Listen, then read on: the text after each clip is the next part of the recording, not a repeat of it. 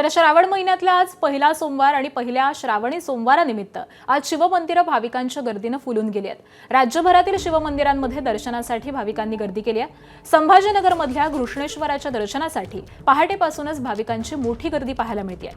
घृष्णेश्वराच्या चरणी नतमस्तक होण्यासाठी राज्याच्या आणि देशाच्या कानाकोपऱ्यातून भाविक दाखल झाले।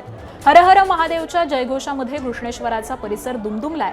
याचाच आढावा घेतलाय आमच्या प्रतिनिधींनी, बघूयात।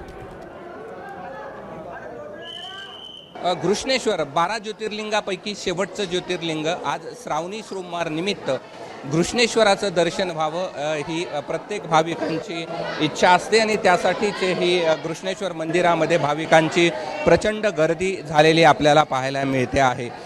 घृष्णेश्वराची जलधारा ही पूर्व दिशेला असल्यामुळे पूर्ण प्रदक्षिणा घालता येते आणि घृष्णेश्वराचं दर्शन घेतल्यानंतर 12 ज्योतिर्लिंगाचा दर्शनाचं पुण्य लाभतं अशी आख्यायिका असल्यामुळे श्रावणी सोमवार निमित्त प्रचंड गर्दी घृष्णेश्वर मंदिरामध्ये झालेली आपल्याला पाहायला मिळते आहे। आणि महाराष्ट्रच नव्हे तर महाराष्ट्राच्या बाहेरून देखील मोठ्या प्रमाणावरती भाविक घृष्णेश्वराचं दर्शन करण्यासाठी वेरूळमध्ये दाखल झालेले आपल्याला पाहायला मिळतात आणि मनोभावे पूजा करताना बेल फूल वाहताना आपल्याला या ठिकाणी पाहायला मिळतात।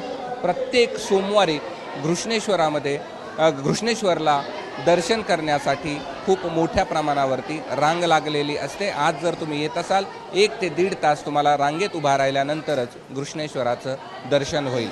कॅमेरामन धनंजय दारुंटेसह मी कृष्णा केंडे, ABP माझा, घृष्णेश्वर, छत्रपती संभाजीनगर।